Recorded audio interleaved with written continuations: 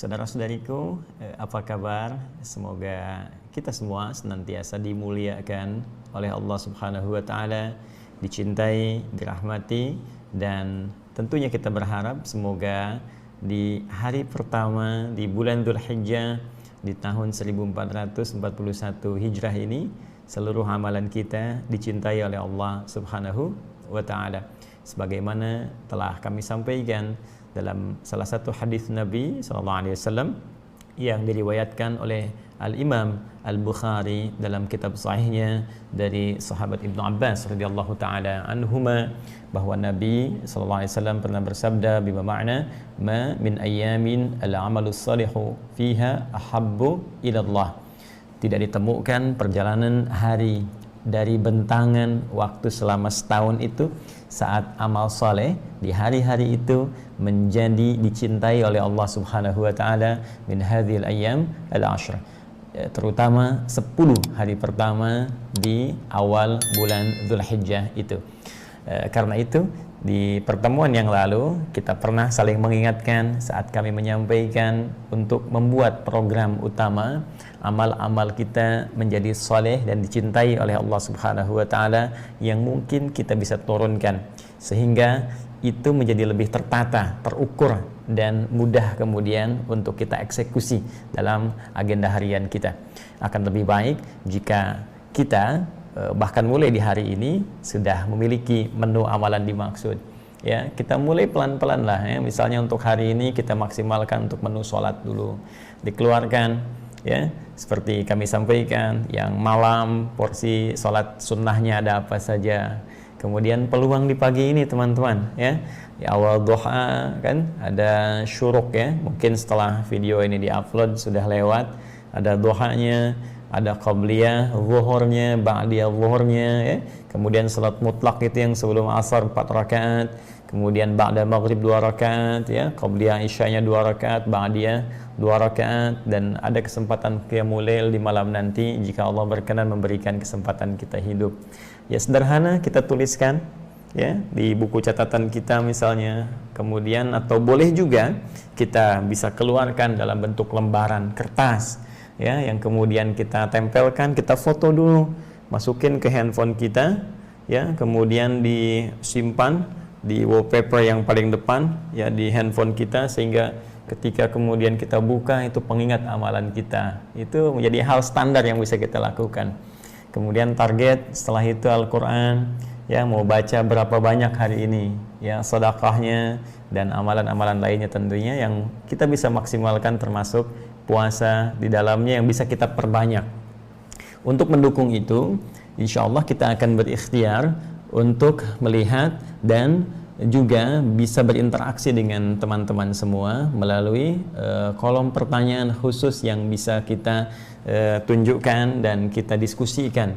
Tapi untuk saat ini edisi pertama kita akan cek dulu ya di media sosial kita, baik di Instagram ataupun di YouTube, yang boleh jadi ada persoalan-persoalan terkait dengan paket ibadah di Idul Adha ini yang kiranya bisa kita diskusikan dan bisa merujuk pada keterangan-keterangan di Al-Quran dan hadis-hadis Nabi SAW berdasar informasi dan pendapat para ulama-ulama kita yang kafabel di bidangnya.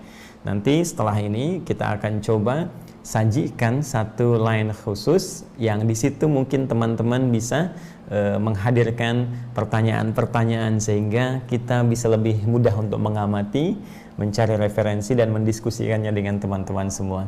Hari ini kita coba pantau tadi dan saya mendapatkan beberapa informasi pertanyaan dari kawan-kawan yang kiranya kita bisa diskusikan. Mohon izin kita langsung saja.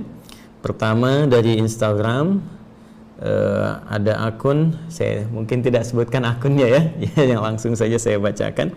Assalamualaikum. Waalaikumsalam warahmatullahi wabarakatuh. Semoga Allah muliakan yang bertanya ini dan Anda semua. Ustaz, tolong penjelasan tentang larang mencukur kuku dan rambut itu bagi sahibul kurban atau hewan yang akan dikurbankannya. Baik, persoalan ini agak baiknya kita merujuk dulu pada keterangan Nabi Sallallahu Alaihi Wasallam dalam hadis-hadis yang populer terkait dengan persoalan ini, sehingga dari situ kita bisa mendapatkan pemahaman yang utuh. Ini diantara sebaran hadis terkait dengan pertanyaan dimaksud yang bisa ditemukan dalam kitab-kitab hadis yang kita sekarang bisa dapati dan mudah untuk dikaji. Ini ada di kitab Sahih Muslim, ya, Sahih Muslim, di nomor hadis 1977.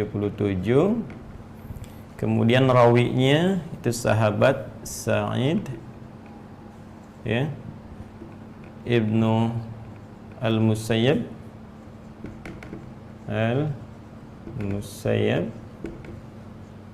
Referensinya beliau mendapati dari Ummu Salamah radhiyallahu taala anha. Ya. Nah, ini. Baik. Bagaimana bunyi hadisnya? Dari Ummu Salamah radhiyallahu taala anha, semoga Allah memuliakan, menyayangi beliau. Direferensikan dari beliau, bersumber dari Rasulullah sallallahu alaihi wasallam. Qala, beliau pernah bersabda, "Idza ahalla hilana Dzulhijjah." Saya tuliskan ya supaya mudah kita amati nanti. Idza, ya, ahalla hilala Dzulhijjah. Hijjah. Wa arada, demikian redaksi hadisnya, wa arada ahadukum an yudahhiya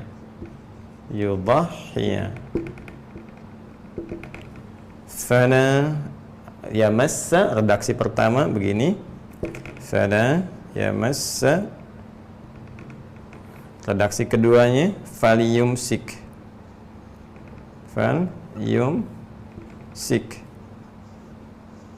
ya, min sya'rihi wa azfarihi. Nah, ini redaksinya. Ya, rawahu Muslim. Demikian redaksinya teman-teman yang bisa kita kemudian tuliskan. Idza ahalla hilala Dzulhijjah.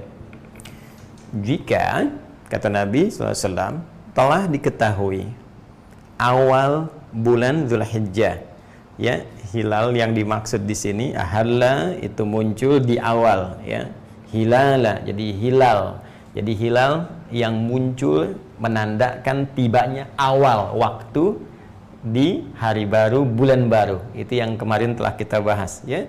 Hilal pertama yang muncul setelah proses konjungsi ijtima', ya, kemudian terlihat penampakannya atau diketahui melalui perhitungan hisab dalam pandangan astronomi seperti telah kemarin dijelaskan. Ini telah diketahui khusus Dzulhijjah yang menunjuk munculnya awal bulan Dzulhijjah. Diketahui tanggal 1 seperti kemarin telah dilakukan proses pengamatan hilal, perhitungan, dan telah diketahui, ya, besoknya ditetapkan 1 Dzulhijjah. Jatuhlah pada hari ini bersamaan dengan hari Rabu 22 Juli tahun 2020. Nah, ini sudah ketahuan sekarang tanggal 1. Wa arada ahadukum.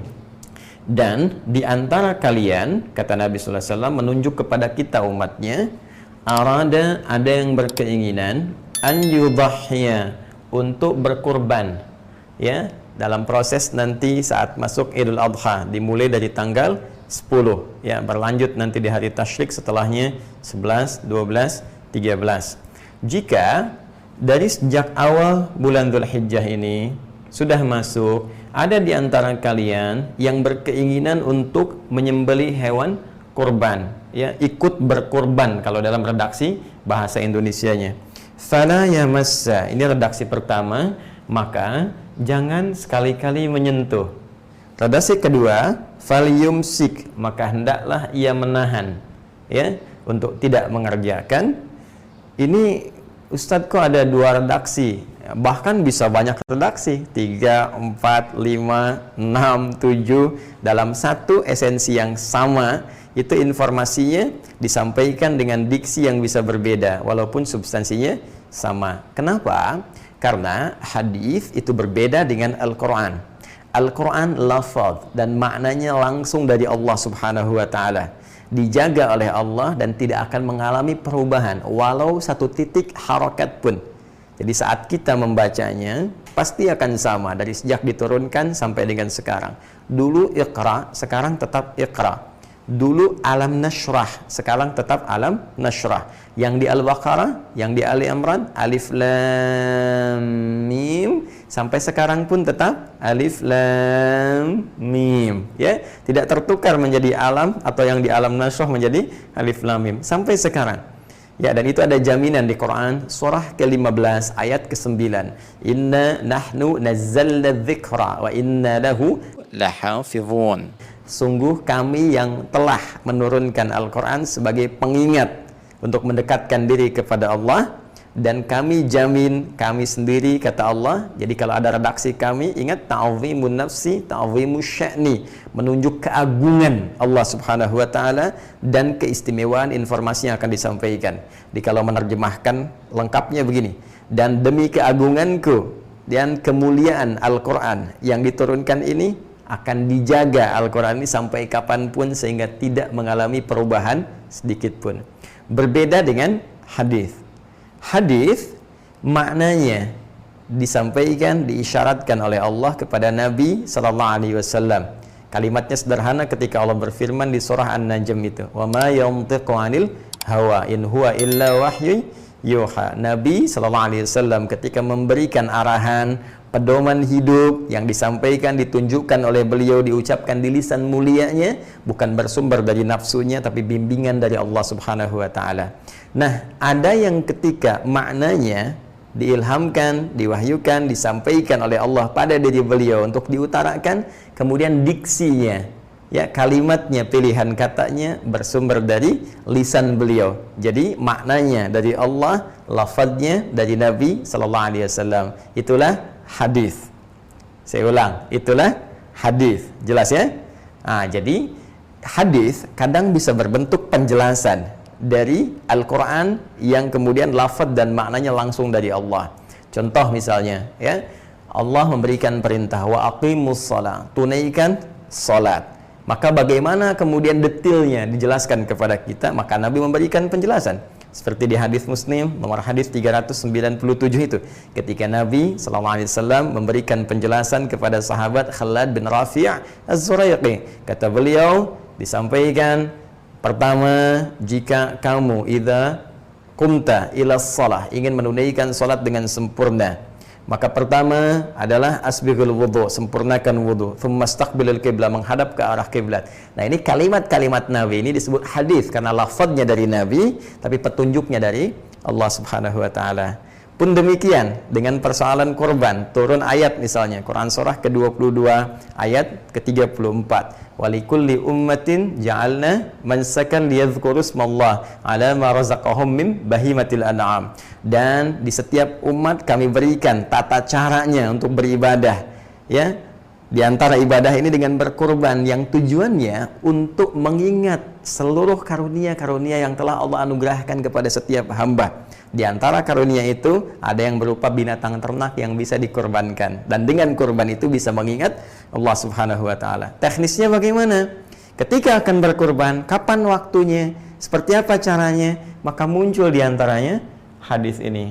Cuma ingat, ketika Nabi Sallallahu Alaihi Wasallam menyampaikan hadis ini, kan belum tentu yang dengar itu satu orang, ya kan?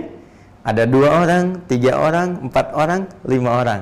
Saya sekarang menyampaikan informasi kepada Anda bahwa Ustadz Adi Hidayat mulai saat ini membuka satu line khusus untuk tanya jawab, ya, question and answer. Jadi Anda bisa bertanya, terus kita diskusikan, kami menyampaikan jawaban dari referensi-referensi tertentu. Nah, ketika saya sampaikan ini, saya katakan, tolong teman-teman share dengan yang lain ya. Baik, saya ingin tanyakan, dari sekian yang menyimak kata-kata saya tadi, bisakah Anda mengemas diksi yang sama seperti yang saya ungkapkan? Belum tentu kan?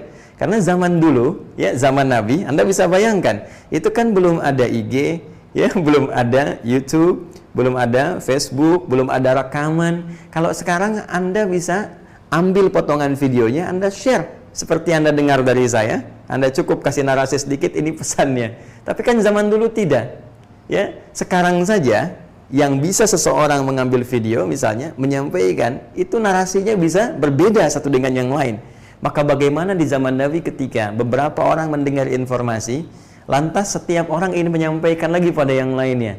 Ya, bisa dipastikan setiap orang akan membawa pesan yang sama, substansi yang serupa, tapi mungkin dengan diksi yang berbeda. Si fulan menyampaikan dengan cara A, si fulan cara B, tapi isinya sama. Itu yang menyebabkan kadang dalam satu persoalan hadis ada beberapa diksi yang tidak serupa, tapi pesannya sama. Ya, termasuk persoalan yang Anda tanyakan ini. Yang satu fala yamassa, yang satu falyumsik. Maka hendaklah ia tidak menyentuh atau hendaklah ia menahan diri untuk tidak mengerjakan. Apa yang dikerjakan di sini maksudnya? Min sya'rihi, untuk mencukur ya rambutnya, wa adfarihi, dan kuku-kuku yang melekat di jemarinya. Jadi tidak mencukur rambutnya. Ingat, rambut ini ya segala yang melekat tumbuh di badan kita. Awas, ingat ya, jadi bukan hanya di kepala, ya di bagian tubuh tertentu ada rambut juga. Di ketiak misalnya ini ada rambut, bukan bulu ya. Ingat, kalau bulu pada hewan, ya bulu ayam, gitu kan? Nah, bulu angsa, bulu unta, gitu kan? Nah, kalau kita rambut, ya teman-teman sekalian, ingat ya, rambut. Kemudian dan tidak memotong kuku yang melekat di jemari-jemari kita. Nah, sekarang pertanyaannya, apakah ini yang dimaksud kepada hewannya atau manusianya sahibul korban? Orang, ya kan? Atau hewan? Karena memang dua tafsiran ini ada. Ada yang menafsirkan hewannya, maksudnya hewan, ya. Jangan potong kuku-kuku di hewannya, jangan potong, jangan cukur bulu-bulunya, ya. Kenapa? Ada yang beralasan supaya sempurna keadaan hewannya sehingga tidak menjadi cacat atau aib tertentu. Ada yang beralasan supaya hewan ini nanti sempurna di akhirat, ya, pahalanya, dan demikian. Kemudian ada juga yang menyampaikan pendapat yang dimaksud terkait orangnya. Jadi jangan mencukur rambut yang melekat di tubuh kita, manusianya sahibul korban pun demikian, dengan kuku jangan potong yang menempel di jemarinya. Saya, Adi Hidayat, secara pribadi setelah menganalisis riwayat-riwayat ini, ketersambungan juga dengan pendapat-pendapat para ulama, didukung dengan dari tinjauan rasionalitas yang mengacu pada dialektikanya, keterangan tekstual dari segi pendekatan bahasa nabinya, nampaknya yang terlihat lebih kuat ini mengacu kepada orangnya. Jadi yang dimaksudnya, jika ada di antara kita yang memang sudah ingin berkorban dan ini sudah niat, teman-teman sekalian, hewan sudah dipesan, ya, jadi bisa jadi niat ini tumbuh mungkin di hari pertama, ya kan? Sudah ada, mungkin hari kedua, mungkin ada yang tunggu dulu untuk ada anggarannya, baru nanti diputuskan begitu masuk hari kelima, nah, baru keluar itu kan. Misalnya anggaran sudah ada, tiba-tiba langsung datang, entah itu di pihak pengelola di DKM atau langsung datang ke tempat pembelian hewan, kan? Intinya di tanggal Anda memutuskan untuk berkorban itu dan anggaran telah disiapkan, terjadi kemudian transaksi secara syar'i, pembelian diserahkan atau datang ke DKM tertentu untuk ijab kabul, atau misalnya niat dengan catatan anggaran sudah disiapkan, ya, walaupun belum didapatkan. Misalnya gajian tanggal sekian, gajian baru tanggal 5 nih, tapi pengen korbannya sudah ada dan memang sudah dialokasikan untuk itu sejak tanggal 1, maka aturan ini berlaku dari tanggal 1-nya. Jika keinginan korbannya baru muncul tanggal 5, ya, karena misalnya ada masuk harta tertentu baru dapat, alhamdulillah, tiba kemudian pengen korban, maka tanggal 5 itu berlaku hukum ini. Ya, tidak menyentuh dulu, jangan potong dulu seluruh kuku yang melekat di jemarinya kaki bawah sampai dengan di tangannya, dan juga rambut yang melekat di seluruh tubuhnya tidak dicukur terlebih dahulu sampai nanti hewan kurban yang tadi telah disiapkan disembelih. Nah, dari mana dasar penguatan pada pendapat ini? Pertama, teman-teman sekalian, ini kita melihat dulu dari asal riwayatnya. Kalau kita gali di hadis Muslim ini, di hadis Muslim kan biasanya satu persoalan tidak menyendiri. Jadi diterangkan dulu kaidah umumnya atau hukum umum, lalu dijelaskan. Makanya di kitab hadis Muslim tuh ada beberapa yang di bawahnya ada catatan bintang 1, bintang 2. Nah, itu kadang-kadang penjelasan dari satu hadis atau juga menjelaskan asbabul wurud, ya, sebab-sebab kenapa hadis ini muncul. Kalau Anda kaji lagi di bab ini di hadis Muslim, lihat kemudian ada kisah, ya, di antaranya kenapa nanti ini disampaikan dirujuk kepada orang pertama dari Sa'id ibnul Musayyab. Ada kasus beberapa orang sahabat itu sepeninggal Nabi Sallallahu Alaihi Wasallam, mereka saat akan mendekat ke tanggal 10 Dzulhijjah mulai bersih-bersih, ya, bersih-bersih. Kalau kita di toilet umum lah gitu, nah ada yang mulai cukur-cukur, ya, mulai cukur-cukur, bersih-bersih. Ada satu orang yang ingat, ya, tentang hadis ini yang disandarkan pada Sa'id ibnul Musayyab radhiyallahu taala anhu. Nah, saat itulah kemudian orang ini mengingatkan, ya, saya kayaknya dengar deh, ya, ada satu riwayat kita nggak boleh potong-potong dulu begini, nggak boleh cukur-cukur dulu, bersih-bersih begini, ya, sampai nanti hewan kurbannya dipotong. Baik, maka untuk mengentaskan keraguan, datanglah kemudian mengklarifikasi kepada Sa'id ibnul Musayyab radhiyallahu taala anhu. Di klarifikasi ini disampaikan, tadi ada peristiwa begini, ini hendak mendekat kepada Idul Adha, ada teman-teman berkorban tapi sudah bersih-bersih. Maka disampaikanlah oleh beliau hadis yang tadi, lalu diberi komentar, hadzal hadis qad nusiya wa turika. Hadis ini banyak yang telah melupakan. Ini kayaknya hadis ini banyak orang lupa. Kan kalau sudah lupa suka nggak inget kan? Nah, jadi banyak yang tidak ingat nih tentang hadis ini sehingga amalnya ditinggalkan. Karena lupa, tertinggallah amalan itu. Nah, ini kisahnya. Jadi ternyata dari keterangan ini bukan menunjuk kepada hewan, tapi menunjuk kepada orang. Karena peristiwa tadi dikomentari oleh Sa'id ibnul Musayyab tentang hadis ini. Ini loh ada referensi, kata beliau, dari Nabi, keterangannya didapatkan dari Ummu Salamah radhiyallahu taala anha. Lalu kemudian diterangkan maknanya. Cuma banyak orang yang sudah tidak mengetahui tentang keutamaan amalan ini karena tidak ingat hadisnya. Jelas? Satu. Baik, yang kedua, teman-teman sekalian, dari segi siyak, ya, perhatikan konteks kalimatnya. Nabi di sini menjelaskan, ini dari segi bahasa ya, jika telah tiba awal bulan Dzulhijjah, hilalnya telah muncul seperti tadi dijelaskan, wa arada ahadukum, ini ataf wawunya ya, diikutkan kepada keterangan awal Dzulhijjah. Ini fi'il madhi wa arada, dan ada keinginan. Mana fa'ilnya, subjeknya? Ini ahad, ya, seorang di antara kalian. Baik ya, ahadukum mudhaf ilaih, karena itu tanwinnya hilang. Ini fa'ilnya, ini subjek, ini kata kerjanya, predikatnya fi'il madhi, perhatikan di infinitif. Ini subjeknya. Dan seorang di antara kalian, satu orang di antara kalian, ya, biasa ini sifatnya umum. Bila ada satu di antara kalian, artinya kan menunjuk kepada setiap person, siapa saja bisa melakukan, gitu ya. Baik, an yudhhiya, ingin berkurban, ingin menyembelih hewan. Jadi ada seseorang saat akan masuk awal Dzulhijjah memang berniat untuk kurban. Ini menunjuk ke orang. Perhatikan baik-baik. Nabi di sini tidak berbicara tentang hewannya. Nabi berbicara tentang orangnya. Ingat ya. Kemudian fala yamassa falyumsik. Ini konsisten. Kata gantinya kembali. Maka hendaklah ia tidak memotong. Ini dhamir itu kata ganti ya. Kata gantinya kembali kemana? Mustahil ke hewan. Karena hewan di sini tidak disebutkan. Jelas? Ya, kata ganti kembali kepada orang. Fala yamassa, maka hendaklah ia, seorang ini nih, yang ini, ke fa'il ahad. Jadi kalau kita belajar di ilmu nahwu, kita akan ketahui ya bahwa di sini ada fa'ilnya mana? Dhamir mustatir taqdiruhu huwa ya'udu ila ini ahad. Ya, kata gantinya huwa, ini huwa ya kan?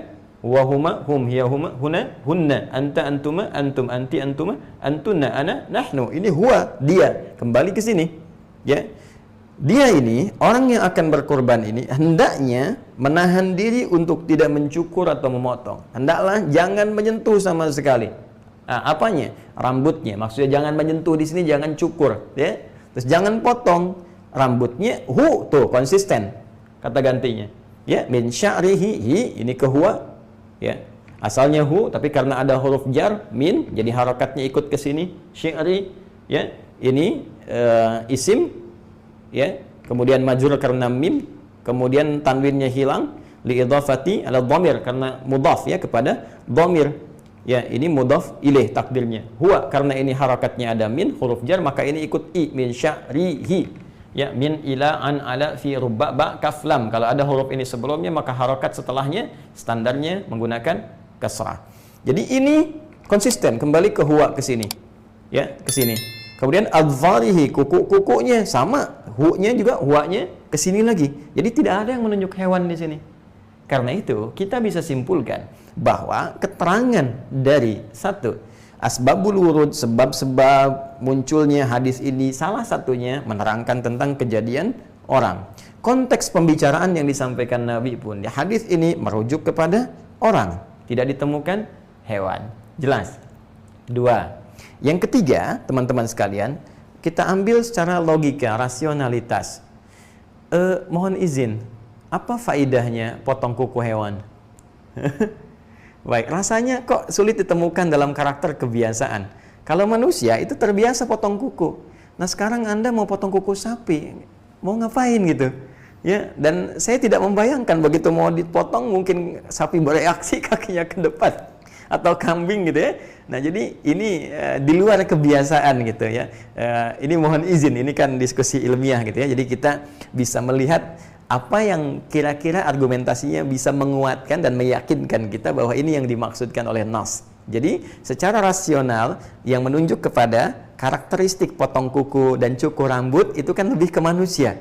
Ya, jarang-jarang ke hewan. Betul, sebagian hewan ada yang dicukur rambutnya. Tapi pernah nggak gini? Ada orang cukur rambut kerbau, ya, bulu kerbau misalnya, ya, bulu sapi, bulu unta, kambing mungkin. Tapi tolong jelaskan pada saya bagaimana caranya mencukur bulu unta, ya, kerbau, sapi.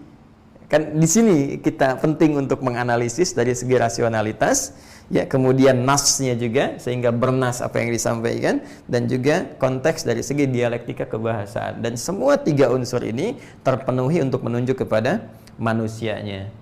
Apa hikmah? Sekarang bagian terakhir, karena agama din tidak akan lepas dari hikmah. Di antara fungsi Nabi ketika beliau ditetapkan sebagai Rasul itu menjelaskan hikmah. Jelas di Quran surah ke-2 ayat 129 dan dikuatkan di ayat 151.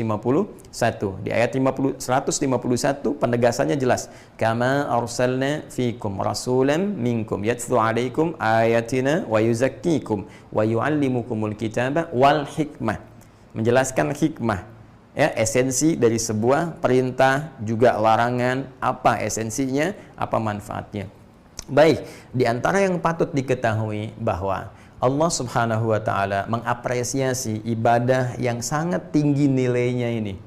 Tidak mudah setiap orang bisa berkurban karena ia harus mengorbankan kadang harta yang sangat ia cintai. Dia berusaha dulu, ya, untuk kurban mesti ada pengorbanan. Jadi kadang-kadang ada satu sandingan yang erat antara korban dengan korban. Korban harta, korban tenaga, korban keringat untuk mencari, lalu dijadikan sebagai wasilah untuk mendekat kepada Allah Subhanahu wa ta'ala. Maka ini yang dilihat oleh Allah, ini yang diamati. Sehingga Allah langsung memberikan statement, la yanalallaha luhumuha wal dima'uha walakin yanaluhu taqwa minkum. Allah tidak akan pernah melihat, ya, bahkan tidak akan sampai redaksi Qurannya, ya, yang dagingnya atau bahkan darahnya ini tidak akan sampai kepada Allah, karena yang dibutuhkan itu, ya, oleh kita semua untuk menunjukkan kepada Allah itu takwanya. Jadi yang sampai kepada Allah takwa. Allah nggak butuh dagingnya, Allah nggak butuh darah hewan kurbannya, bukan itu yang sampai kepada Allah takwanya, kepatuhan kita, kesungguhan kita. ketaatan kita kepada Allah Subhanahu wa taala.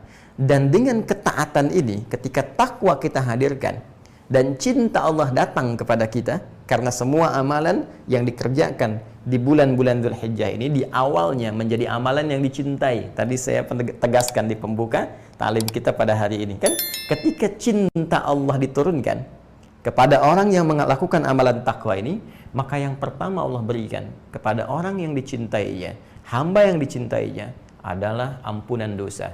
Jadi kalau Allah cinta pada seorang hamba, itu bukan dikasih dunia, dunia terlampau kecil. Tapi yang diberikan pertama kali adalah ampunan dari dosa-dosa. Kaidah ini ditemukan di Quran surah ketiga Ali Imran ayat 31. Qul in kuntum tuhibbunallaha fattabi'uni yuhibbukumullah.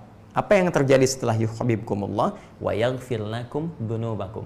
Ketika Allah mencintai kalian, ya Allah langsung menyampaikan, maka yang pertama diberikan mengampuni seluruh dosa-dosanya. Teman-teman sekalian, mohon izin, dari sekian lama kita hidup, sejak mulai balik sampai detik ini, berapa banyak kesalahan kita kerjakan, dosa kita lakukan. Bukankah elemen tubuh yang paling utama yang mungkin terjadi untuk melakukan dosa adalah tubuh-tubuh terluar kita yang kita gunakan, ya kan? Mata untuk melihat, ya, lisan untuk bicara, telinga mendengar, tangan meraba sampai ke ujung kaki. Berapa banyak bersentuhan dengan dosa, ya? Nah, ini ada peluang Allah ingin gugurkan seluruh dosa-dosanya jika ia mau kembali kepada Allah untuk bertobat, untuk tunduk, untuk pasrah. Di antara wasilahnya dengan berkorban.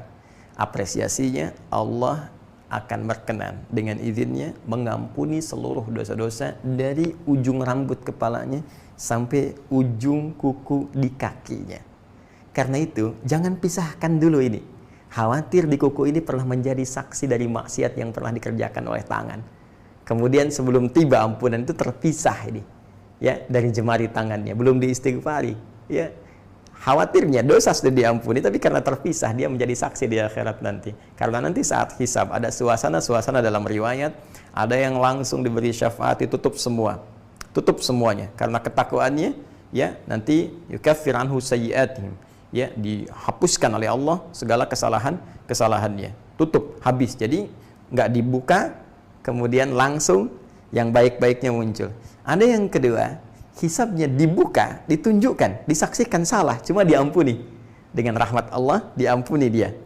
Dan yang ketiga, ditampakkan semuanya, dihisab dia di situ karena belum sempat bertobat, kemudian dihisab dan ditutup dengan amal solehnya. Jika mampu menutup, soleh, baik dia muaranya. Jika tak mampu tertutup, ada bencana yang mungkin akan terjadi. Nah, Allah berkenan melalui petunjuk nabinya, jangan pisahkan dulu, sehingga ini kita bisa tangisi, bisa kita istighfari dosa-dosa yang pernah dikerjakan, yang terasa di kulit-kulit kita, yang meresap di rambut-rambut, yang disaksikan kadang-kadang oleh rambut di atas kepala kita sampai ujung kaki, oleh kuku-kuku kita. Tangisi itu, taubati kepada Allah, dan saat hewan itu disembelih, disitulah letak ampunan Allah akan diberikan. Baru kita potong seluruhnya dalam keadaan semua telah baik. Kurang lebih itu hikmahnya. Panjang ya penjelasannya. Satu pertanyaan. Ya begitulah kalau kita coba untuk belajar. Saya bisa mengatakan begini dari awal, mungkin hanya butuh 1-2 menit saja. Dah yang dimaksud orangnya, hadisnya ini orang. Tapi kan mungkin perasaan dan pemahaman Anda tidak seperti kita telah belajar tadi. Ya, jadi mohon izin. Nanti insya Allah teman-teman kalau ingin singkat, ada beberapa ustadz-ustadz yang kajiannya menyampaikan secara singkat, jadi mudah dan sederhana untuk diambil. Tapi kalau ingin sedikit mendalami, mungkin tawaran yang kami sampaikan dengan paparan yang kita coba utarakan bisa memberikan alternatif, dan semua ada nilai kebaikannya insya Allah. Paham ya? Wallahu ta'ala a'lam bissawab. Baik, jadi kita teruskan kembali, tapi tetap saling menghargai ya, ingat ya.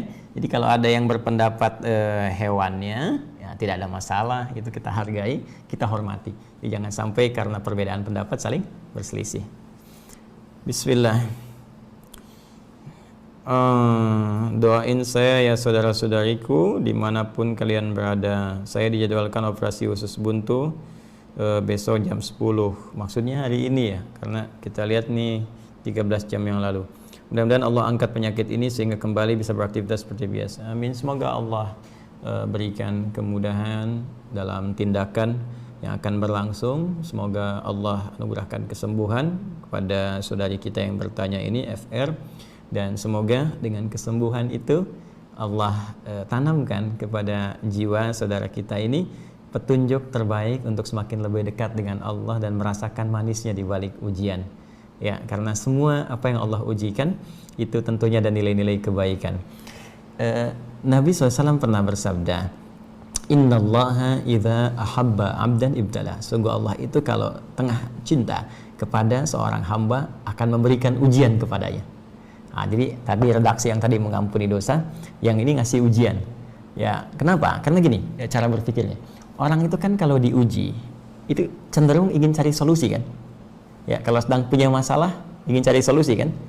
Dan fitrah kita, spiritual kita. Jadi ada fitrah, elemen tubuh manusia itu dibagi 3. Ya, fitrah akal, ya, fitrah fisik tubuh, dan fitrah roh, spiritual. Ini inti hidupnya. Fitrah akal, ya, kalau nggak tahu pengen cari tahu, kan itu belajar. Karena itu Anda kalau dapat informasi terus pengen cari tahu, ya, nah itu fitrahnya akal demikian. Ya. Fitrah tubuh kalau butuh sesuatu dituntut, ya, lapar langsung cari makan, ya, apapun yang terjadi pengen makan karena lapar, haus pengen minum, itu fitrah. Sama roh juga begitu. Roh, ya, fitrahnya kalau sedang ada persoalan, sedang kegelisahan, dia akan mencari ketenangan, ya. Dan roh itu kan sumber ketenangan ada di roh, ya, tempatnya di hati. Karena itu, karena dari hati sumbernya menjadi perasaan, rasa itu kan gelisah, tenang, ya, dan sejenis-sejenisnya atau ragam-ragamnya. Nah, masalah itu kan cenderung menghadirkan kegelisahan kan. Orang punya masalah pasti gelisah. Lawan dari gelisah itu tenang. Ya, dia sebetulnya masalah ini sebuah katalis yang bisa, kalau dalam perspektif berbeda, ya, cara pandang berbeda, masalah itu adalah sebuah katalis, ya, yang bisa dengan ini mendatangkan ketenangan secara cepat. Jadi kalau nggak ada masalah, bagaimana ketenangan itu bisa muncul? Karena itu cara memahami masalah itu begini, jangan dilihat problemnya, lihat ini sebagai wasilah perantara untuk bisa mendatangkan ketenangan.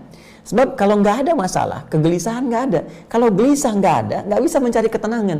Persis seperti bersih nggak akan ditemukan kalau nggak nampak kotornya. Kan mustahil nyuci kalau kotorannya nggak ada. Jelas kan? Dari sini, ketika Allah memberikan ujian berupa persoalan, sebetulnya jangan dilihat kepada ujiannya, tapi lihat responnya, reaksinya terhadap persoalan yang muncul ini. Bukankah dengan persoalan itu Anda semakin menunjukkan doa? Belum apa-apa sudah berdoa, ya Allah tolong mudahkan. Tuh, disebutkan Allah. Tiba-tiba kalau semakin naik nih, ya, katalisnya semakin naik nih, katalisatornya naik masalahnya. Bukankah ditopang dengan amalan? Ya, selain hanya dengan lisan bentuk doa itu, jadi amalan fisik, tiba-tiba tahajud kan? Baca Quran, ayo, siapa yang saat sedang punya masalah terus malamnya tahajud sambil nangis, ya? Siapa yang tiba-tiba rajin puasa, mendadak soleh, ya? Terus siapa yang tiba-tiba baca Quran? Tapi ya, ini jalan. Dan dari satu kebiasaan itu, ya, baru tahajud, kemudian baca Quran, boleh jadi ini menjadi sebuah kebiasaan yang terus berlangsung dan dipertahankan. Dan ini yang menghadirkan cinta Allah Subhanahu wa Ta'ala. Di antara ujian yang biasanya menjadikan kita cepat mendekat kepada Allah, itu ujian sakit. Karena itu dalam sakit ada ampunan. Ya, betapa banyak orang sakit menyebut nama Allah, terus mendekat, berdoa. Karena itu ampunan diturunkan. Jadi kalau ada orang sampai sakit belum mampu minta ampun kepada Allah, itu perlu dicek itu sehat nggak rohnya. Karena yang sehat itu mesti 3, bukan cuma fisik. Mungkin fisik sehat, akal sehat, roh tidak sehat. Ini masalah. Ya, pasti masalah. Demikian bisa rohnya sehat, kemudian fisik sehat, akal nggak sehat juga bermasalah. Tapi masalah roh ini itu yang paling urgent karena akan berpengaruh kepada kecerdasan akal plus juga kecerdasan fisik dan mental. Ya, karena itu kita mendoakan saudara kita, dan doa bisa saling menguatkan satu dengan yang lainnya. Demikian kepada saudara-saudara kita yang lain yang tengah diuji pula. Bismillah, kita lanjutkan. Baik. Mohon nasihatnya Ustaz, bagaimana caranya agar tetap tidak ketinggalan amal soleh di awal bulan Dzulhijjah ini, karena kondisi lagi haid. Bagi para akhwat, ya, para akhwat, begini, segala yang Allah tetapkan berupa fitrah dalam kehidupan itu mesti disyukuri. Di antara fitrah yang melekat dalam kehidupan Tadi ada yang terkait dengan fisik, akal, dan roh. Nah, fisik ini istimewa. Ya, karena fisik ini menjadi sebuah tampilan yang menampilkan ragam perbedaan. Ya, di antara yang paling mencolok adalah perbedaan antara laki-laki dan perempuan. Baik dari segi tampilan fisiknya yang nanti melahirkan karakteristik dan juga hal-hal kimiawi ya yang tidak sama antara laki-laki dan perempuan untuk membedakan kedua insan ini walaupun dengan kesamaan dari sisi kemanusiaannya. Sama-sama manusianya, sama-sama kadar kemuliaannya di hadapan Allah Subhanahu wa taala, namun punya perbedaan dari tampilan fisiknya sebagai maslahat dan fitrah kemudahan untuk beraktivitas demi mencari bekal. Baik, salah satu yang diberikan kepada perempuan dan menjadi khas yang tidak dimiliki laki-laki. Jadi nanti ada yang milik laki-laki, perempuan tidak. Ada yang sebaliknya, milik perempuan, laki-laki tidak. Yang jadi milik perempuan, laki-laki tidak, diantaranya adalah ada satu siklus haid. Ya, dan ini sangat bermanfaat untuk perempuan karena nanti sel-sel telur ya dari ovum yang tidak dibuahi ini ya ini kan nanti menjadi darah kotor yang mesti keluar. Kalau bertahan dalam fisik manusia, dalam fisik perempuan itu bisa membawa penyakit ya. Yang belum keluar aja kan sudah terasa itu ya, terasa gelisah, terus nggak enak, emosi nggak stabil. Nah, itu belum keluar aja sudah begitu ya, karena itu harus keluar. Begitu dia keluar nanti stabil lagi. Nah, itulah fitrahnya, itulah keindahannya. Dan dalam keadaan itu pun itu Masya Allah rukhsahnya tinggi, keringanannya tinggi, diberikan oleh Allah padanannya. Kamu jangan dulu ibadah nih ya, karena satu, ini darah kotor masih keluar. Kotor itu najis secara fisik kan. Yang kedua, tinjauan keduanya secara mentalitas, nggak bagus ibadah dalam keadaan demikian ya. Ibadah sedang nggak stabil emosinya ya kan. Ibadah sedang dalam keadaan yang tidak seperti normalnya dari segi perasaan, dari segi ketenangan hati, terus dari segi fisik tiba-tiba sedang ibadah keluar darah kan nggak enak kan kondisi begitu. Makanya dikasih rukhsah, kasih keringanan supaya nanti ibadah yang ditunaikan sempurna sampai selesai masa haid itu. Tapi yang membahagiakan adalah amalan-amalan rutin yang biasa dikerjakan saat suci itu dituliskan, dihitung. Karena itu sering saya katakan, berbahagialah muslimah yang saat dalam keadaan sucinya dia membiasakan untuk memperbanyak amal soleh, baik dari segi kuantitas pun demikian meningkatkan kualitas. Dia rajin sholat sunnah, dia rajin puasa sunnah, dia rajin baca Al-Quran. Itu saat tiba masa haidnya dituliskan pahalanya walaupun ia saat itu tidak mengerjakannya. Bukan cuma yang fardu. Dalilnya jelas dari sahabat Abu Hurairah radhiyallahu taala anhu, bersumber dari Nabi sallallahu alaihi wasallam. Idza maridal abdu aw safar kutiba lahu mithla ma kana alaihi muqiman sahiha. Jika seorang hamba tengah sakit atau semisal seperti orang sakit ya kondisinya, atau bahkan dalam keadaan safar yang menjadikan dia sulit mengerjakan rutinitas amalnya seperti yang sebelumnya dalam keadaan sehat atau mukim, maka walaupun tidak mengerjakannya tetap dituliskan pahalanya sempurna seperti saat ia mengerjakannya. Anda safar sekarang, karena safar kemudian terjadi jamak qasar, zuhur asar di jamak, dari 4 bahkan dikosor jadi 2. Terus salat sunnah nggak dikerjakan, tapi sebelum safar punya kebiasaan sempurna, bahkan ke masjid, bahkan sunnah dikerjakan. Itu saat Anda kosor pun dituliskan pahala salat sunnahnya, dituliskan pahala sempurnanya, dituliskan kalaupun nggak di masjid, pahala di masjidnya karena kebiasaannya. Pun demikian orang sakit dan orang yang diasumsikan seperti sakit, seperti orang yang haid tadi ya. Nah, itu masuk dalam kategori ini. Jadi kalau perempuan-perempuan dalam keadaan suci banyak ibadah, saat haidnya dituliskan pahalanya. Nah, demikian kalau di awal Dzulhijjah ini ada yang tiba masa haidnya sehingga tidak bisa mengerjakan amalan-amalan pokok seperti sholat misalnya, kan?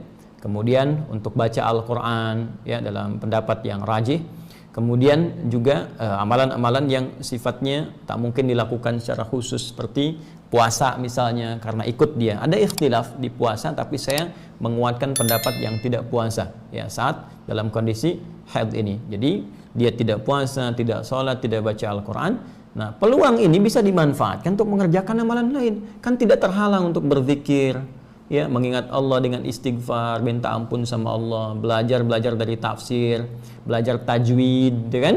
Yang diniatkan untuk pelajarannya, belajar baca hadis, belajar sirah, Ya, pahala yang tadi udah dapat tambah dengan yang ini, ya. Dan tidak menghalangi untuk meniatkan kurban, beli hewan kurban untuk diniatkan kalau memang ada peluang untuk itu. Wallahu taala alam bissawab. Coba kita lihat yang terakhir, apakah masih ada? Assalamualaikum warahmatullahi wabarakatuh. Maaf Ustadz, saya maafkan. Bagaimana jika rambut rontok? Apakah harus dikumpulkan sampai 10 Dzulhijjah? Tidak, saudariku, ya. Ini yang tanya perempuan, tidak, ya. Jadi tidak perlu dikumpulkan sampai tanggal 10. Cukup ambil aja semua, kemudian dikuburkan dengan rapi, ya, gali tanah, simpan ke situ. Kalau tidak memungkinkan ya kumpulkan, kemudian dibuang di tempat yang semestinya lebih tepat untuk bisa melakukan itu. Jadi jangan sampai harus ditunggu sampai 10 Dzulhijjah, karena rontok itu bukan satu keadaan yang disengaja gitu kan untuk dicabut atau demikian, tapi ia terjadi dengan sendirinya. Pertanyaannya sebetulnya kenapa rontok? Banyak pikiran, stres, ya, tingkatkan takwa, rajin ibadah sehingga nanti bisa diimbangi dengan ketenangan jiwa. Jiwa yang tenang itu melahirkan aktivitas yang cemerlang. Catat ya, bikin status quote. Baik, karena yang tadi saya sebut terakhir, maka ini mungkin bonus ya, karena ini penutup. Bolehlah yang tadi terakhir ini penutup gitu ya. Khitamuhu misk ya, mudah-mudahan baik. Assalamualaikum warahmatullahi wabarakatuh. Gimana Pak Ustadz? Saya mau menjalankan puasa, tapi nanti di pertengahan saya jika mendapatkan halangan haid karena memang sudah waktunya. Tadi sudah saya jawab. Ya. Baik. Assalamualaikum warahmatullahi wabarakatuh. Maaf, jadi kalau mau mulai puasa sunnahnya besok subuh atau Kamis subuh ya. Dari sekarang Rabu kalau mau mulai tadi ya sudah. Kalau belum mulai Kamis boleh ya, Kamis. Dan sekalian juga saya sampaikan begini, kan ada kebiasaan puasa rutin ya, yang sunnah itu Senin, Kamis, bahkan ada yang puasa Daud gitu kan. Kalau yang 9 hari pertama Dzulhijjah ini istimewa. Jadi teksnya itu memperbanyak ya, silakan perbanyak. Memperbanyak itu kan sifatnya artinya bisa semua.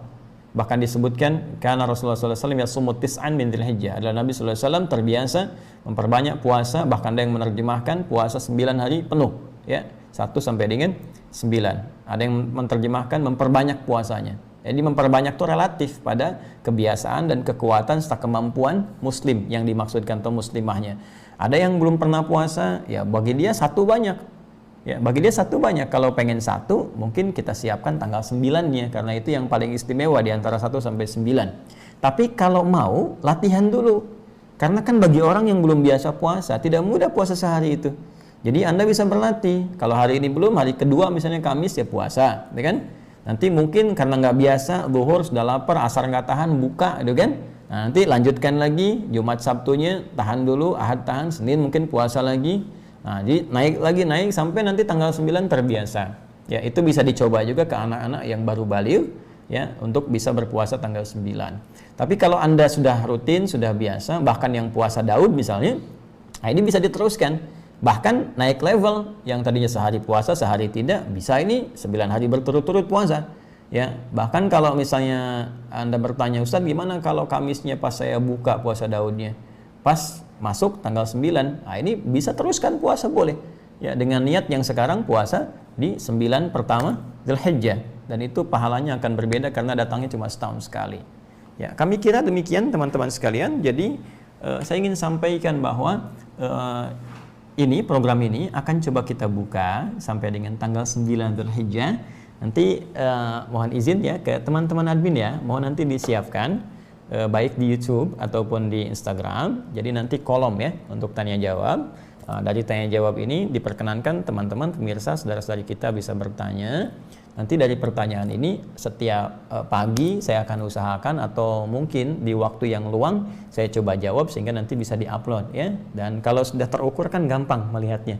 Ini kadang-kadang juga dapat informasinya dari kolom komentar gitu kan, dan seterusnya.